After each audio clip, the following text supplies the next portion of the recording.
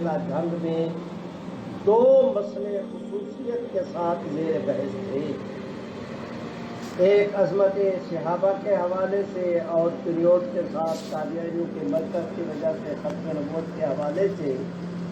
تو آپ حضرات کے ضلع کے یہ دو حساس مسئلے تھے۔ مجھے خوشی ہے کہ آج میں نے گفتگو عظمت صحابہ سے شروع کی اور نتیجہ ختم نبوت پہ لے آ رہا ہوں۔ میرے بھائیوں، میں گزارش کرتا ہوں، بس 2-4 منٹ میں سمیٹتا ہوں۔ حالات بدل رہے ہیں۔ جس طرح مجھے یقین ہے کہ آپ دوست میرے سامنے بیٹھے ہیں،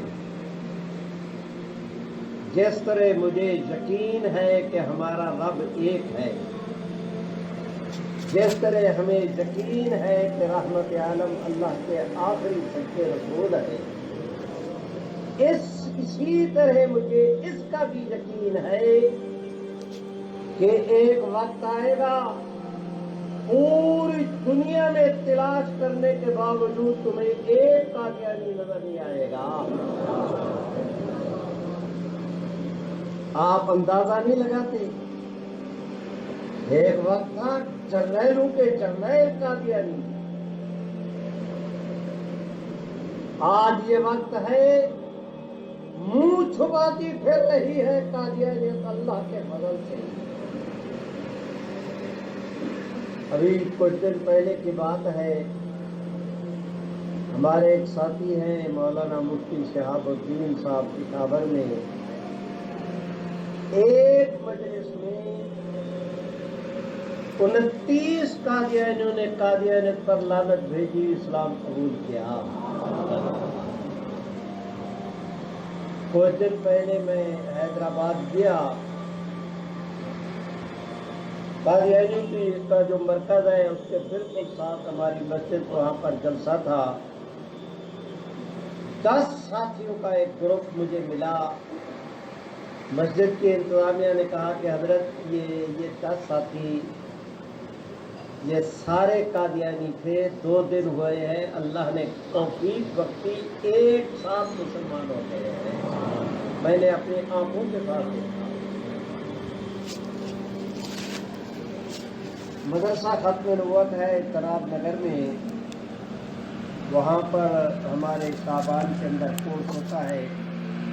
اس سال 27 پورے ملک سے، آپ کے حضرت مفتی صاحب نے بھی ساتھی بھیجے تھے، پورے ملک سے 2700 کے قریب حضرات علماء کرام کورس کرنے کے 2700۔ اس میں ہمارے حضرت بس کرو، میرے منہ سے کام کی وجہ بس کرو یار۔ میرے بھائیوں، میں گزارش کرتا ہوں، ہمارے ساتھی ہیں مولانا راشد صاحب رحیم یار خان سے، وہ آئے اس موقع پر، انہوں نے مجھے کہا کہ حضرت مبارک ہو۔ بھائی خیر مبارک۔ کہنے لگے رات رحیم یار خان میں 10 قادیانی مسلمان ہوئے۔ بھائی کیا ہوا؟ انہوں نے کہا جی ان کی ایک عورت مر گئی تھی، وہ مسلمانوں کے قبرستان میں دفن کرنا چاہتے تھے، ہم نے دفن نہیں ہونے دی، وہ دوسری جگہ انہوں نے دفن کیا۔ دفن کے بعد خاندان بیٹھا، انہوں نے کہا کہ اس ملعون قادیانی کو ماننے کا کیا فائدہ ہوا، کہ اس کو مان کر زندگی بھی مسلمانوں کے ساتھ ہماری گزر نہیں سکتی، مرنے کے بعد بھی اگر قبرستان بھی مسلمانوں کا نصیب نہیں ہونا تو اس کو ماننے کا کیا فائدہ ہوا۔ بس اس بات پہ اللہ نے توفیق بخشی، مسلمان علماء کے پاس آئے، انہوں نے دلائل دیے، وہ پوچھتے گئے، یہ جواب دیتے گئے۔ اللہ نے وقت آ گیا، اللہ نے سینہ صاف کر دیا، محمد عربی کی غلامی پر انہوں نے دم بھر لیا۔ میرے بھائیوں، میں گزارش کرتا ہوں، آپ حضرات کا یہ جھنگ ہے کہ نواں لاہور تو جاؤ کہ یہ فیصلہ آباد، جس طرح ہمارے ملتان میں بڑا مدرسہ ہے خیر المدارس کا، قاسم العلوم کا، لاہور کے اندر جامعہ شفیہ ہے، جامعہ مدنیہ ہے، فیصل آباد میں بھی جو ہمارے بڑے مدرسے ہیں ان مدرسوں میں ایک دارالقرآن ہے، حضرت مولانا قاری محمد یاسین صاحب کا 3000 کے قریب طلباء اس میں پڑھتے ہیں۔ میں وہاں بیان کے لیے ان کا سالانہ ختم تھا، اس موقع پر اور بھی سارے ملک سے علماء کو بلایا، مجھے بھی حکم کیا، میں گیا تو مجھے ساتھیوں نے بتایا وہ مدرسہ ہے مسلم ٹاؤن میں، اس کے ساتھ میں والا محلہ، اس کا نام ہے گوکھوال، پہلے یہ گاؤں تھا، اب بلدیہ کی حدود میں محلہ ہے۔ انہوں نے بتایا کہ یہاں پر ایک خاتون ہے، وہ خود بھی مسلمان، اس کے بہن بھائی بھی، البتہ اس خاتون کا ایک بھائی اور ایک باپ وہ قادیانی تھے اور جناب نگر میں رہتے تھے۔ باپ بیمار ہوا، یہ بچی گھر سے اٹھی، وہاں اس کے پاس چلی گئی، اس کی حالت کو دیکھا، باپ سے درخواست کی کہ عقیدہ اپنی اپنی جگہ، آپ کا میرا ایک رشتہ ہے، میں آپ کی بیٹی ہوں، اگر میرے ساتھ چلیں تو میں خدمت کروں گی۔ باپ وہاں تنگ تھا، مان گیا، آ گیا، نہلا دھلا، کپڑے تبدیل کر، بستر تبدیل کر، صبح شام کا کھانا، گولی ٹیکا، ڈاکٹر، جو خدمت کر سکتی تھی خدمت بھی کرتی تھی، رو رو کے اللہ سے بھی مانگتی تھی، اور باپ سے بھی کہتی تھی کہ ابا زندگی کا پتہ کوئی نہیں، اسلام قبول کر لے، وہ مانتا نہیں تھا۔ ایک دن صبح کے وقت اچانک اس نے بسترے سے منہ نکالا اور آواز دے کے کہتا ہے منیرہ، اس بچی کا نام منیرہ تھا۔ وہ دوڑ کے آئی، اس نے کہا ابا کیا ہوا؟ کہتے ہیں کسی مولوی کو بلا، سبحان اللہ نہیں کہتے ہیں، مولوی کو بلا، میں قادیانیت پہ لعنت بھیجتا ہوں، اسلام قبول کرتا ہوں۔ انہوں نے اسی دارالقرآن میں فون کیا، مولانا غلام فرید شیخ الحدیث ہے ان کو، انہوں نے ہمارے ساتھی کو کہا مولوی رشید صاحب ہیں، آپ کے ضلع کے ہیں، یہ اس گڑھ روڈ کی طرف کے، یہ گئے، 4-5 ساتھی لے گئے، اللہ نے کرم کیا، مسلمان ہو گیا۔ بعد میں ساتھیوں نے پوچھا کیا ہوا؟ اس نے کہا 3 دن ہو گئے تھے، میں رات کو جب بھی سوتا تھا مجھے خواب میں ملعون قادیہ خنزیر کی شکل میں نظر آتا تھا، میں ڈر کر اٹھ کر بیٹھ جاتا تھا، لیکن میں سمجھتا تھا پتہ نہیں یہ کیا ہے۔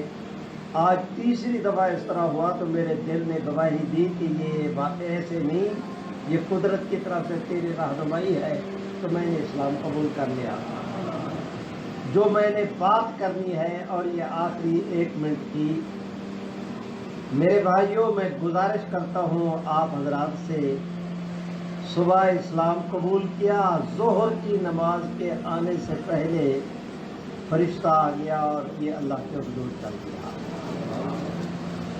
ایک نماز بھی اسلام قبول کرنے کے بعد پڑھنے کی موقع نہیں ملا۔ بس اسلام کیا قبول کیا کہ ادھر سے قدم اٹھایا، دنیا سے جنت میں جا رکھا، اتنا وقت لگا۔ اب اسی بھائی صاحبہ نے پھر ہمارے ساتھیوں کو فون کیا، یہ گئے شہر کے اندر اعلان کرایا، لوگ اکٹھے ہوئے، کوئی جنازہ کی تیاری کر رہا ہے، کوئی نہلانے کی، کوئی دھلانے کی، کوئی کفن کی، کوئی قبر کی۔ ادھر جنازہ تیار ہوا، ادھر وہ قادیانی جو بیٹا تھا چناب نگر میں، اس نے ایمبولینس لی، پولیس کو ساتھ لیا، گارڈ کو آ گیا، کہتا ہے یہ میرا باپ ہے۔ اس نے کہا، مئی نے کہا کہ اگر تیرا باپ ہے تو میرا بھی باپ تھا۔ اس نے کہا نہیں یہ میرے عقیدے کا۔ اس نے کہا کبھی ہوگا، اب نہیں، اب یہ میرے قادیانیوں نے ٹین ٹانگ کی، مسلمانوں نے ڈنڈا اٹھایا، اللہ نے کرم کیا، کفر ہار گیا، اسلام جیت گیا۔ میرے بھائیوں، میں نے یہ صرف آج کی مجلس میں 2 4 5 رپورٹیں ادھر ادھر کی عرض کی۔ اللہ کے گھر میں بیٹھا ہوں، باوضو ہوں، اب کوئی ہفتہ دن ایسا نہیں جاتا جہاں کہیں نہ کہیں سے کوئی اچھی خوشی کی خبر نہ آئے۔ میں آپ حضرات سے درخواست کرتا ہوں، نماز، روزہ، حج، زکوٰۃ، تبلیغ، پڑھنا پڑھانا، مسجد مدرسہ بنانا، خدمت کرنی، ہمسائے کا خیال رکھنا، یہ سارے دین کے کام ہیں۔ نماز پڑھتے ہیں، دین کا کام ہے، تبلیغ کرتے ہیں، دین کا کام ہے، لیکن اگر حضور کی ختم نبوت کا خیال رکھتے ہیں تو یہ براہ راست یہ عمل حضور کی خدمت کرنے کے مترادف ہے۔ نماز آپ پر بھی فرض ہے، حضور پر بھی فرض تھی۔ نماز نام ہے، اعضاء کے آپ میں نماز پڑھتے ہیں، اعضاء حرکت کرتے ہیں تو ایک فعل سرزد ہوتا ہے، فعل سرزد ہوا تو ایک فرض کی ادائیگی ہوئی۔ یہ جتنے اعمال ہیں ان اعمال کا تعلق حضور کے اعضاء کے ساتھ ہے اور ختم نبوت کا تعلق محمد عربی کی ذات کے ساتھ ہے۔ اللہ آپ کو بھی توفیق بخشے، اللہ مجھے بھی۔ میں شکر گزار ہوں حضرت مفتی صاحب کا، آپ سب دوستوں کا، کہ آپ نے مجھ مسکین کی ٹوٹی پھوٹی باتوں کو سنا۔ میرا وعدہ رہا، میں نے کوئی بات اپنی غرض کے لیے نہیں کہی، محض مسلمانوں کی خیر خواہی کی خاطر، دین کی خاطر کہی ہے۔ اللہ آپ کو بھی عمل کی توفیق بخشے، اللہ مجھے بھی۔ اب تم نعرہ لگاؤ، سنتیں پڑھو، حضرت خطیب صاحب نمازیں پڑھائیں، نماز پڑھیں۔